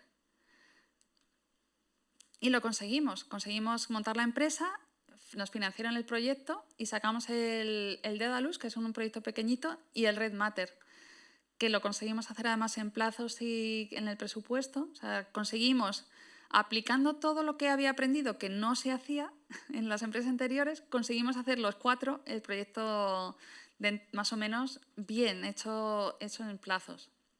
Y además el juego también tuvo muy buena acogida en ese caso. Pero, ¿qué pasó? Que nos dimos cuenta que habíamos hablado, todos estábamos de acuerdo hasta sacar este primer juego. Pero, ¿qué pasaba después? ¿Cómo sigue la empresa? Pues ahí tuvimos dificultades, porque unos pensaban una cosa, yo era más de ir a proyectos grandes, firmados y financiados por publishers o gente externa, y ellos preferían hacer proyectos más pequeños y autofinanciar. Y llega un punto en el que hay diferencias tan de raíz de la empresa que eso no se sostiene. Así que ellos se quedaron con la empresa y yo monté el siguiente estudio. Entonces es muy importante cuando montéis, si alguna vez queréis emprender o montar cualquier proyecto, hay que tener muy buena comunicación con vuestros socios, con la gente con la que vais a compartir este tiempo, esta creatividad, porque tenéis que estar muy alineados en todo, sobre todo en el momento que entra el dinero, se complica todo muchísimo. Entonces, no ya solo en la parte creativa, sino en la visión empresarial. O sea, ¿qué queréis hacer ya, dentro de 3 años y dentro de 10? Tener muy claro esa trayectoria para que luego no haya disgustos, ni sustos, ni malentendidos. Y llegó el tercer intento. O sea, como veis, al final, cuando tú ves a cualquier persona del mundo del videojuego y ves lo último que ha hecho y dices, qué suerte ha tenido o qué fácil es, siempre hay detrás una historia, un recorrido y ahí muchos altibajos, mucho esfuerzo detrás y sobre todo lo que quiero recalcar es que aunque pasan cosas que son duras, desagradables, siempre hay que intentar aprender. Yo en todos estos puntos me venía un poco abajo y te das un tiempo de madre mía, es que... Pero luego te acuerdas de qué es lo que quieres hacer, qué ha salido mal y venga, vamos para adelante a intentar hacerlo esta vez. Y montamos Auto de Blue con Manuel, que casualmente al que conocí en el club de rol, ¿os acordáis del principio? O sea, ha sido como vuelta en los inicios. Y montamos Auto de Blue, él y yo. Entonces, aquí tenemos muy claro, hicimos lo primero, la misión, visión y valores de la empresa. Estamos totalmente alineados en qué queremos de aquí a muchos años. Sabemos qué tipo de juegos queremos hacer y qué tipo de empresa queremos hacer. Porque además nuestro objetivo no solo es hacer juegos narrativos que cuenten historias diferentes, de intentar llegar a un público más amplio, sino además yo creo que me di cuenta que esa es una parte, pero otra parte muy importante es hacer un sitio donde la gente pueda estar orgullosa del trabajo que hace y ser feliz haciendo algo que es tan divertido como es hacer videojuegos. Entonces, queremos crear ese entorno, precisamente por lo mal que lo he pasado en otras empresas, donde realmente pueda florecer la creatividad, donde podamos estar creando todos, haciendo algo divertido, original y que al final es lo que nos gusta y lo pasemos bien, porque es tan importante el viaje como el publicar el juego al final. Entonces, una vez más, nos pusimos un máximo de dinero para invertir, porque al final siempre hay que medir el riesgo a la hora de meterte en aventuras empresariales. Y lanzamos el prototipo, buscamos financiación y conseguimos firmar el colo de sí, encontramos el equipo y lo lanzamos. Y lo que os decía antes, que al final fue la sensación de bien, lo hemos conseguido, hemos lanzado un juego que ha gustado a la gente, que ha conectado con el público y que nos ha permitido seguir haciendo más juegos después, que es el siguiente juego con el que estamos ahora, que es el American Arcadia. Todo esto además durante la pandemia, que esa es otra historia, pero nosotros trabajamos en remoto, entonces no nos afectó demasiado, pero bueno, aquí estamos ahora, seguimos haciendo un poco los juegos que nos gustan. Estamos, de toda esa línea de temporal, estamos en plena producción ahora mismo, terminando alfa, así que a tope haciendo niveles. Y ya como conclusiones finales, o sea, hacer videojuegos yo creo que es un trabajo precioso. Es muy bonito, tiene además un montón de vertientes distintas, como habéis visto. Puedes tener un perfil más técnico, un perfil más artístico, un perfil más a lo mejor narrativo y tienes hueco para expresarte de alguna manera. Es muy vocacional, es porque tiene muchos altibajos, entonces hay que saber tener ese temple de que va a haber momentos complicados, pero merece la pena. Es inestable, lo que os decía, no tengáis miedo. Si os dedicáis a los videojuegos alguno, no pasa nada de cambiar de empresa, porque es que no pasa absolutamente nada más. Ahora encima, con el trabajo en remoto, podéis ir a trabajar en cualquier estudio del mundo que dé esa opción. Así que no tenéis ya que limitaros a vuestra ciudad, sino que podéis trabajar en empresas de todo el mundo. Y lo más importante para mí, muchas veces me han preguntado ¿qué es el éxito para ti? Pues lo que os decía antes, para mí el éxito de trabajar en videojuegos es poder contar las historias que me gustan y además como quiero y poder vivir de ello. Así que, y ya como última línea, yo creo que para mí la recompensa más grande es que cuando es domingo y llega el lunes, me apetece ir a trabajar, que es increíble pensar, pasamos muchas horas trabajando y llega el lunes y yo tengo ganas, de hecho hasta a veces estoy el domingo ahí, que no debería, trabajando un poco. Entonces, para mí soy una privilegiada porque puedo trabajar y disfrutar en lo que me gusta. Y nada más, esta era...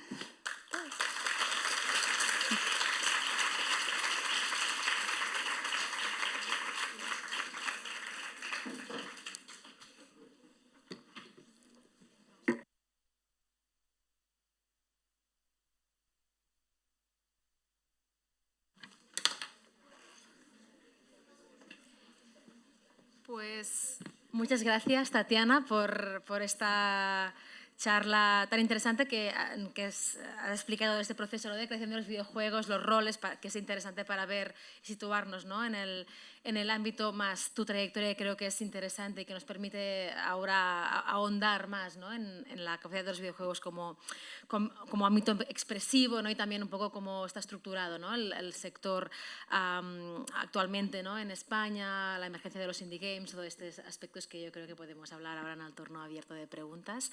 Ara és el moment en què també, si vosaltres teniu dubtes, preguntes, comentaris, qüestions que voleu discutir sobre la xerrada i sobre l'àmbit dels videojocs en general, doncs que pugueu preguntar. Abans, però, l'Oliver farà una primera pregunta o primeres preguntes. Muy bien, y después ya damos paso. Exacte, Muy bien, exacte. muy bien. Bueno, tengo, claro, muchas posibles preguntas apuntadas, pero vamos a ir con una. Cojo el hilo de cuando decías que uno de los objetivos de Out of the Blue, no el único, pero uno, era contar esas historias diferentes, ¿no?, originales, que sintieras como propias, ¿no?, tú y el equipo. Y quería cogerme un poco a eso, ¿no?, porque Call of the Sea rompe un poco con... Es un juego que no encaja con quizá el estereotipo que mucha gente puede tener de un videojuego AAA, pues orientado pues a una historia épica, ¿no?, con mucha acción violenta, etc. Es un tipo de videojuego con un ritmo relativamente pausado, ¿no?, con una densidad narrativa importante, una sutileza narrativa importante también, y con resolución de enigmas, un pasado de la protagonista que hay que ir descubriendo poco a poco y demás. Entonces, también en la línea de lo que apuntaba Mercè, ¿no?, nos interesaba conocer tu punto de vista sobre la exploración de otras formas de contar historias en los últimos años, ¿no?, nuevos referentes, entre ellos Call of the Sea, y en el panorama nacional también hemos tenido casos de éxito que desafían esos prototipos o formas típicas del videojuego, como Red Strings Club, ¿no?, que es un ejemplo muy claro porque es un juego cyberpunk, pero en vez de promover que uno use ciberimplantes para una fantasía de poder, te hace reflexionar éticamente, filosóficamente sobre el uso de ciberimplantes, ¿no? O el propio Gris, que mencionaba Mercè, ¿no?, cómo juega con las plataformas y al mismo tiempo con una acuarela en movimiento, ¿no?, que ha creado el artista, con Ratruset, que era el propio director creativo. Bueno, todo este movimiento del videojuego indie, aunque no necesariamente limitado a lo indie, en cuanto a, bueno, historias singulares, originales, y que rompen o desafían un poco ese estereotipo que mucha gente puede tener en la cabeza del videojuego, ¿no? Me gustaría que ahondaras un poco más sobre eso en general, o en relación a Call of Duty en particular, o en general a nuevos referentes que os interesen. Sí. O sea, yo creo que el videojuego tiene una particularidad al final que lo diferencia de otros medios, que es la interacción. Que tú, por ejemplo, a mí me gusta mucho, no sé si lo conocéis, el What Remains of Edith Finch. ¿Lo conocéis? Ese juego, la historia que cuenta, yo creo que no tendría la fuerza que tiene si no fuera porque es interactivo. Es decir, eres tú, no voy a hacer spoiler para los que no lo habéis jugado, pero pasan tragedias. Y tú como jugador al final eres el que las lanza, esas tragedias, eres el creador de esas tragedias. Y eso tiene un impacto muy fuerte porque las vives en primera persona. Y yo creo que eso es lo que quizá pueden aportar también los videojuegos, que implican más al jugador a la hora de tomar decisiones, de estar ahí, de ser más partícipe de la historia y no ya un mero espectador. Muy bien. ¿Preguntas? ¿Alguna curiosidad, pregunta, comentario? Vinga. Sí. Un segon, espera't al micro i així ho sentirem.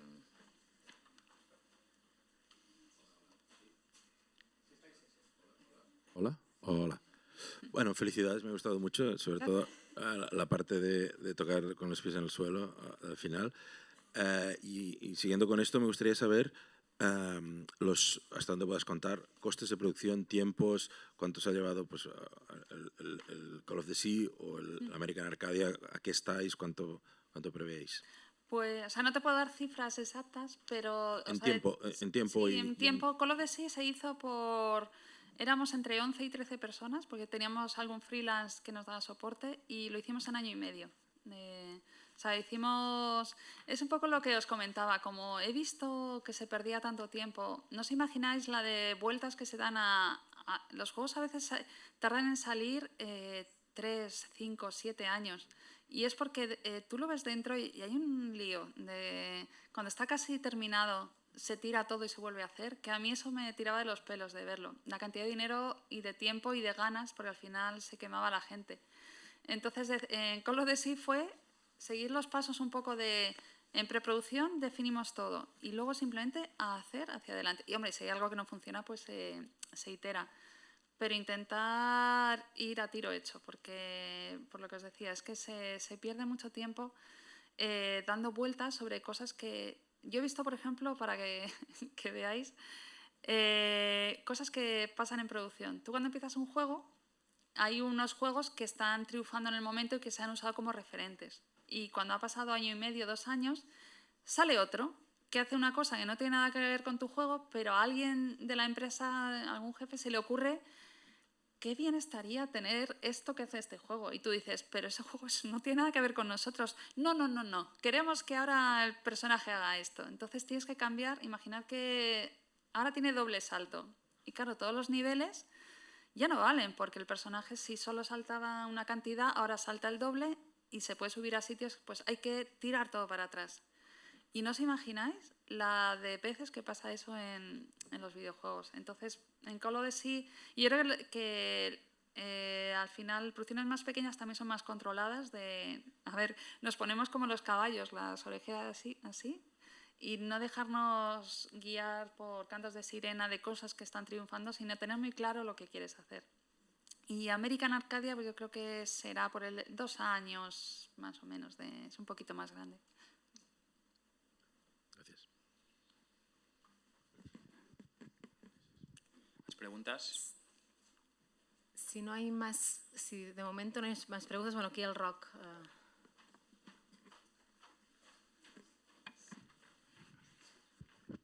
Gracias por la presentación.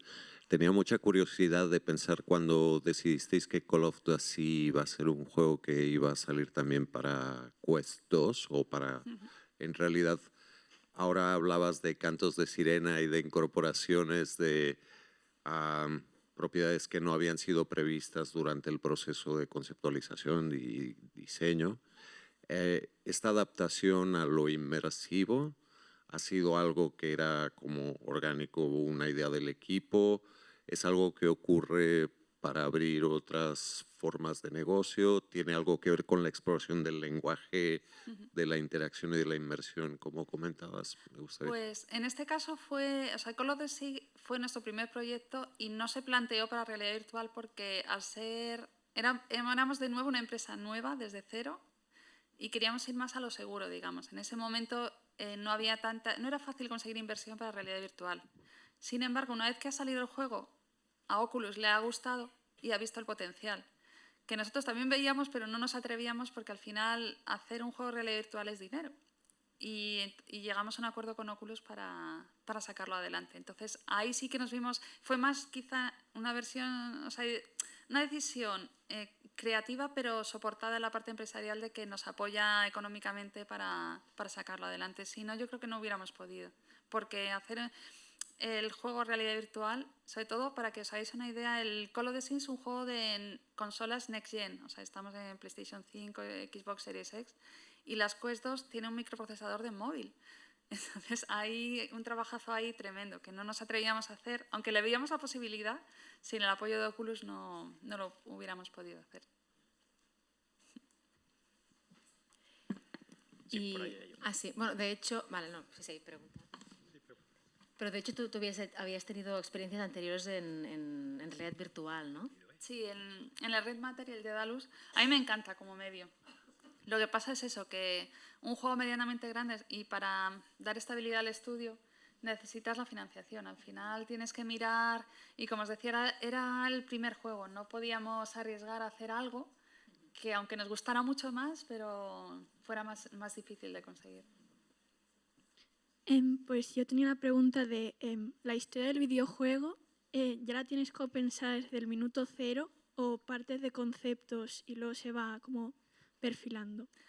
Pues es como lo segundo que has comentado, partimos de una idea. Por ejemplo, Call of the Sea es un juego que está inspirado en el mundo de Lovecraft. Lo que pasa es que es un juego que decidimos que le íbamos a dar un giro, porque tú lo ves y es todo colorido y dices, qué raro, ¿dónde están los tentáculos y los monstruos? Queríamos dar ese giro luminoso a Lovecraft y lo que teníamos clara era la historia prácticamente una transparencia. O sea, cuando tú creas un videojuego tienes empezamos haciendo como una descripción en 2 líneas, luego ya lo detallas un poco más y defines unos arcos narrativos, pero no hace falta definir mucho más. Ya cuando entras en preproducción es cuando empiezas a aterrizar, porque la historia la tienes que encuadrar en los niveles. Entonces no es tan directo como hacer el guión entero y luego encajarlo, sino que es más orgánico de, vale, esta es la historia, voy a coger este trocito y los divido en estos niveles. Nos hace falta un nivel más y vas como construyendo la historia a la vez que vas haciendo el juego. Gracias. Y a la vez tienes que tener en cuenta la interacción del jugador que decías antes, ¿no? Que esto también cambia, ¿no? La forma de escribir el guión, entiendo. Claro, porque nuestros juegos son de primera persona y la historia realmente no es el jugador quien la va a buscar. O sea, nosotros le sembramos el nivel de pistas o de objetos y a base de explorar esa historia es un puzzle más, va construyendo la historia examinando el entorno.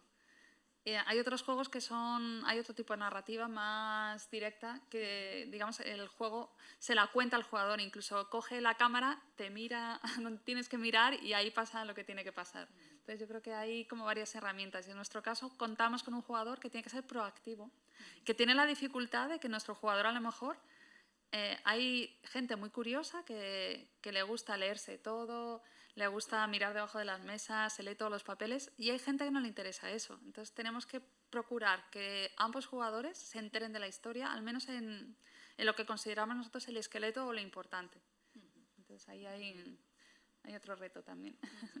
Y volviendo a lo que decías antes, me imagino que un rol como el de game designer y el diseñador narrativo y el guionista tienen que interactuar bastante entre ellos, ¿no? Para entrelazar todos esos elementos. O sea, en la etapa de preproducción es donde tienen que hablar mucho para saber cómo van a trabajar juntos a lo largo de la producción y tienen que estar al tanto de todo, de las mecánicas, de los personajes que va a haber, de todo. O sea, es un trabajo, yo creo que es muy bonito además el ir entrelazando todos los departamentos. ¿Había otra pregunta por aquí? Sí. Bueno, la mía iba un poco más ligada a lo que decía. Has dicho que el de Call of the Sea estaba inspirado en Lovecraft. Y antes has hablado de que tenías como muchas influencias o que habías leído mucho, habías visto muchas películas. ¿Cuáles dirías que son como las influencias principales, sobre todo en tema pues línea narrativa o diseño sobre todo artístico? Y tirando también un poco más para el juego nuevo, que no me acuerdo de cómo se llamaba, pero de ahora. Yo creo que en cada proyecto tiene sus propios referentes. O sea, no es que tenga como los... O sea, en Call of the Sea las referencias vienen de Lovecraft, particularmente el relato de la sombra sobre Innsmouth, con lo cual los que lo hayan leído ya se pueden hacer una idea. Y de los juegos de rol. O sea, yo bebo mucho de... Hay un juego de rol que es La llamada de Cthulhu, que no sé si lo conocéis. He jugado un montón, entonces quería llevar de alguna manera al videojuego algo que me recordara un poco a una partida y de hecho los personajes que la protagonista se encuentra en la isla perfectamente podrían ser los jugadores de una partida que se ha jugado ahí y que han dejado los rastros y tú vas investigando qué ha pasado. Y en American Arcadia, sin embargo, American Arcadia es como, no sé si habéis visto el show de Truman, la película. Pues es ahí que el protagonista está encerrado en un programa de televisión, él no lo sabe y una chica que trabaja en el programa le ayuda a escapar del programa. Entonces ahí todo está además con estética de los años 70 y bebemos de todas las pelis de escapar de pues El fugitivo, La fuga de Logan, no sé, tenemos como muchos referentes. Uy, perdonad, me estoy dándole todo el rato. Y en este caso es como más el cine de la referencia, más en la forma de contar que vamos a usar, va a ser como si fuera un documental, donde los propios personajes van a hablar a cámara después de las acciones, van a comentar ellos mismos cosas que están pasando en el videojuego como si les estuvieran entrevistando. Entonces bebemos un poco más de la tele de ese tipo de recursos. Sí, por allí.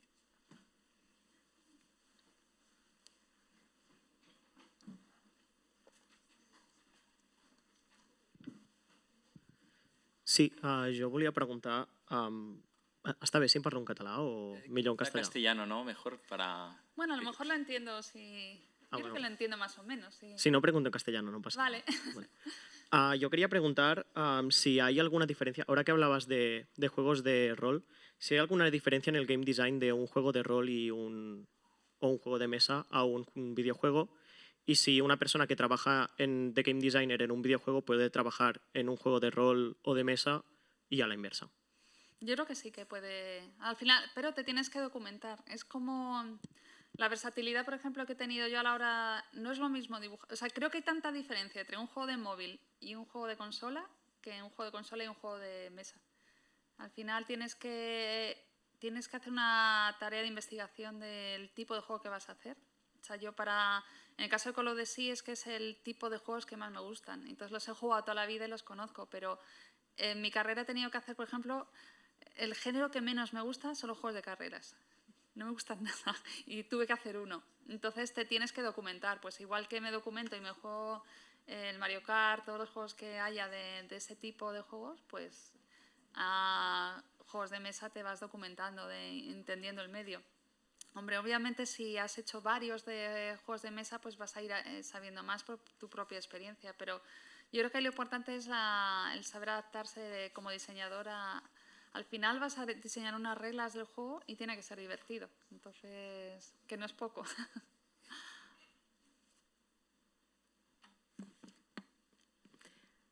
Aquí hay otra pregunta. Sí.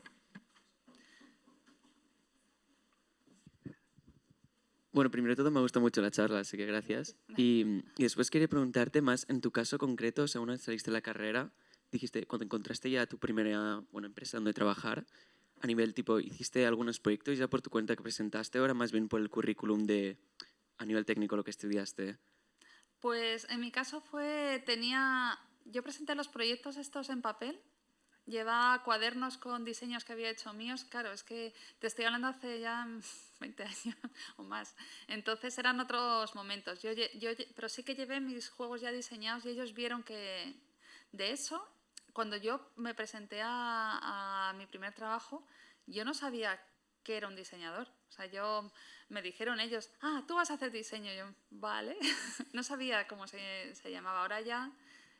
por suerte pues ya está mucho más tipificado todo, pero sí que creo que es importante y ahora ya desde la parte de la empresa cuando recibimos currículums es muy importante, o sea, valoramos mucho que la gente tenga curiosidad por seguir aprendiendo y haciendo cosas en su casa, porque también nos pasa a veces por ejemplo en currículums de animadores que hemos estado buscando ahora, que nos mandan todos el mismo ejercicio que han hecho en clase. Entonces, si solo tienes, es que lo vemos, es el mismo, y lo vemos que han mandado todos el mismo. Entonces, ya la persona que ha hecho algo por su cuenta, que ha tenido curiosidad de seguir practicando, pues ya sobresale un poco más sobre el resto. Vale, muchas gracias. ¿Alguna pregunta más? Si no, yo tenía apuntada una antes de que vayamos terminando. En relación, bueno, una de las cosas que has comentado que me ha interesado mucho, que es esta concepción de tu trabajo, de la creación de videojuegos como algo que no sucede como en una burbuja, ¿no? Sino que has subrayado varias veces la importancia de pues, beber de otros medios, de interactuar con otros ámbitos culturales, narrativos. Entonces esto me ha hecho pensar, ¿no? En relación al público que tenemos, ¿no? A los estudiantes, a las estudiantes de un grado como este en comunicación audiovisual, que si alguno o si algunas de ellas acaban haciendo un camino similar hacia el mundo del videojuego, ¿no? Lo harán desde un camino, desde un entorno como el de los estudios de comunicación audiovisual, que no es especializado en videojuegos, ¿no? Pero donde sí tienen la oportunidad, van a tener la oportunidad de trabajar sobre el tema, aunque también van a tener la oportunidad de pues, ahondar mucho en cine, por ejemplo, historia del cómic, artes visuales, etcétera, ¿no? Entonces, esto ocurre o tenemos este enfoque o este posible camino desde unos estudios de este tipo, en paralelo a, en los últimos años, la emergencia de grados y centros como muy especializados, ¿no? en formación de videojuegos. Y creo que es una pregunta interesante para todos, para el profesorado, para los alumnos, y saber tu opinión sobre, creemos que sí, pero nos gustaría saber qué opinas, el valor de un camino, un posible camino. Obviamente colaboramos y tenemos relación con los otros centros más especializados, pero nos gusta pensar que este también es un camino que puede ser muy interesante, ¿no? Desde este tipo de formación acercarse al sector. Me gustaría saber tu opinión y quizá pues, potenciales limitaciones que nos puedas comentar, más de cara a alumnos, alumnas. Claro, yo creo que es un camino muy válido y además que lo que os decía, los referentes de que puedas tener cine, cómic, es que son valiosísimos, porque si haces videojuegos con referentes de videojuegos vas a hacer lo mismo que hace todos los demás. Pero cuando tú te das cuenta que en cine y en cómics se tratan temas o se hacen géneros que en videojuegos no se han tratado, es que te abre ahí, dices, una cantidad de posibilidades, y luego también tienes una manera de... Yo creo que aporta mucha diversidad al equipo el tener puntos de vista distintos. Entonces, cuanta más formas de aproximarte a una historia tengas, pues más rica va a ser esa historia al final. Entonces, yo creo que es un camino muy válido. De hecho, yo he trabajado con varios guionistas que precisamente vienen de guionistas y diseñadores narrativos que vienen de comunicación audiovisual. Y en tu empresa, en Auto de Blue, comentabas que también tenías diversos perfiles, ¿no? Trabajando. Exacto, porque hay gente de muchos rangos de edades. Estamos los que venimos del principio, que ninguno tiene estudios directamente relacionados con videojuegos, gente que ha hecho carrera de videojuegos y gente que viene de otro tipo de entornos, y al final es que es lo que yo creo que enriquece al final todas las perspectivas. Antes Oliver también hablaba de esta renovación comentábamos, ¿no? Estos nuevos juegos que suponen una renovación del lenguaje, ¿no? Call of Duty está claro que es uno de ellos, ¿no?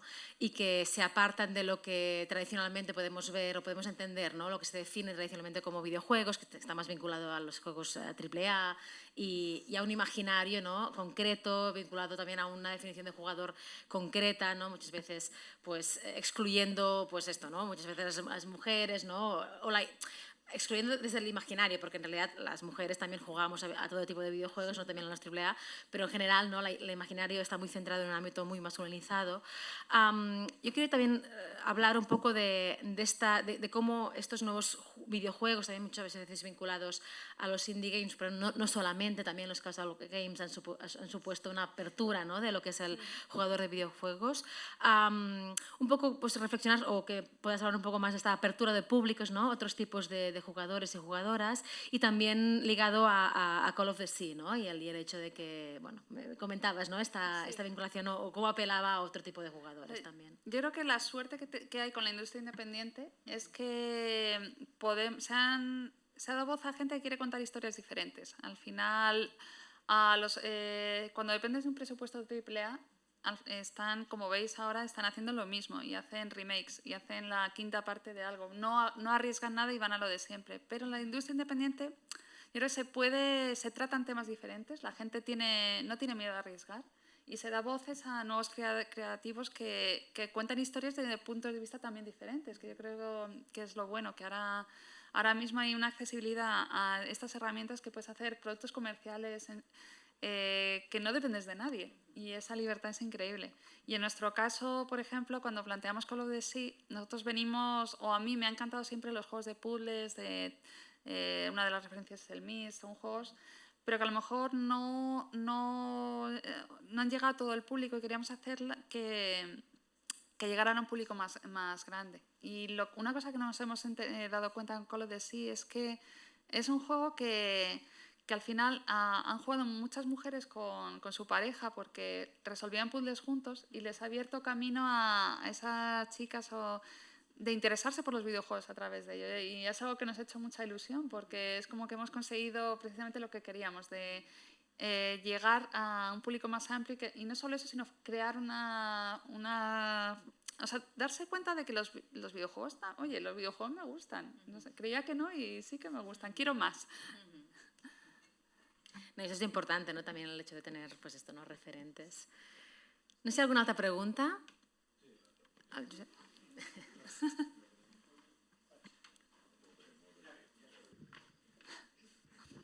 No, sí. muy rápida. ¿Qué proporción No hay problema, ¿Qué proporción de hombres y mujeres tenéis en vuestra empresa? Pues somos 20 y tenemos 4 mujeres ahora. Necesita mejorar por aquí, ¿eh? Sí. Claro, esto de hecho es otro de los temas, ¿no? En la industria del videojuego, sisplau.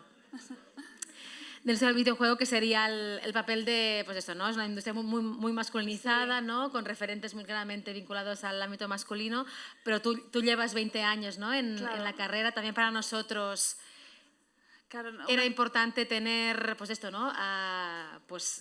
Que dieras tú la charla, ¿no? Y tener claramente un referente, ¿no? De una mujer creadora de videojuegos, ¿no? 20 años en la industria. Y una cosa que nos damos cuenta también que nos pasa es que nos llegan muy pocos currículums, y yo creo que, porque quizá no nos atrevemos nosotras cuando ponemos la oferta, nos llegan gente muchos chicos que no la cumplen y mandan por si acaso. Y yo creo que nosotros no nos atrevemos o sea, nos llegan muy pocos currículums de mujeres y es una pena. Entonces, eso, hay que animarse a que necesitamos más.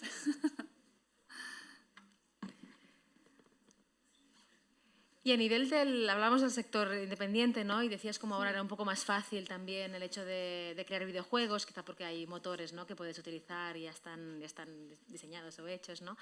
¿Cómo caracterizarías al sector independiente en España de los videojuegos? Pues yo creo que tenemos un potencial, o sea, hay una gente buenísima, con unas ideas muy buenas, y creo que ahora estamos en un momento que es una suerte, que no solo se están creando empresas que crean ideas y proyectos muy, muy interesantes, sino que se están consolidando. O sea, que no han tenido un éxito y ya, sino que están sacando su segundo, su tercer juego. Y esto es una suerte, porque poquito a poco, o sea, no ya la industria AAA, que ahora está muy bien también, además, están viniendo grandes estudios aquí a Barcelona y a Madrid, es que las pequeñas empresas independientes están consolidándose y pueden empezar a contratar talento, que yo creo que eso es lo más importante. En nuestro caso, pues eso, hemos pasado ya de ser 10 a 20 ya, y yo, pues me hace mucha ilusión saber que puedo dar una manera de vivir a 20 personas que puedan estar con nosotros tan a gusto. Entonces, poquito a poco se va construyendo esta industria independiente. Muy bien. No sé si, Oliver, tens alguna altra pregunta? Si tu em deixes, sí. Però Sí, et deixo. No sé com anem de Jo que temps. tenim 5 minuts més, sí. Sí, te quería preguntar, porque bueno, antes hablábamos de vías de conexión que son muy importantes entre pues, medios de expresión audiovisual como el cine o de expresión visual como el cómic, pero también hay diferencias, ¿no? Y una que me llamaba la atención y que me gustaría que nos comentaras un poco más, si te parece, es la del prototipado y testeo, ¿no? Porque esto es muy diferente a cómo se puede concebir la idea de vamos a preparar un guión para una película, por ejemplo, ¿no? ¿En qué momento crees que es recomendable, o supongo que depende del proyecto, empezar a prototipar y testear, sacar conclusiones y ir refinando en esos procesos cíclicos, iterativos que comentabas? O quizá lo dejáis muy para el final y tenéis como un guión mucho más maduro, no lo sé, pero creo que es un aspecto que alguien que no conozca mucho el proceso creativo del videojuego sí que en este sentido es bastante diferente, ¿no? Ponerse a prototipar y experimentar lo antes posible con potenciales jugadores, jugadoras, es algo muy distintivo, y me gustaría que nos expliques un poco tu experiencia y tus opiniones. Pues cuanto antes, porque o sea, hay una pequeña etapa de prototipado cuando tienes la idea inicial, cuando vas a presentar el videojuego, para validar esa idea que tienes, que va a ir a algún lado y que vas a poder convencer a alguien.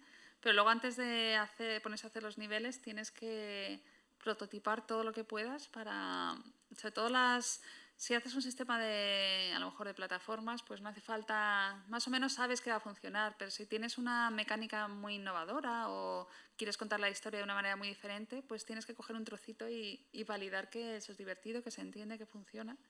Y lo que os decía antes, cuanto antes además lo pruebes con gente, mejor, para ver, porque los diseñadores, o sea, yo cuando diseño una historia y luego juego un nivel, no soy objetiva, o sea, puedo desde mi experiencia tener una sensación que está funcionando, que tiene un ritmo bueno, pero al final tengo que ver cómo poner a una persona a jugar y estar con un cuaderno así a ver cómo... O sobre todo cómo reacciona. Los jugadores les pido que expresen en alto lo que están sintiendo y son muy expresivos. Al final les ves cuando se frustran, cuando hay algo que les ha hecho gracia, se ríen, cuando se han atascado les ves ahí como... Ay. Entonces todo eso es súper valioso y cuanto antes se haga mejor. Muy bien, pues si no hi ha cap altra pregunta, doncs aleshores ho deixaríem aquí. Muchas gracias, Tatiana. Sí, exacto. Muchas gracias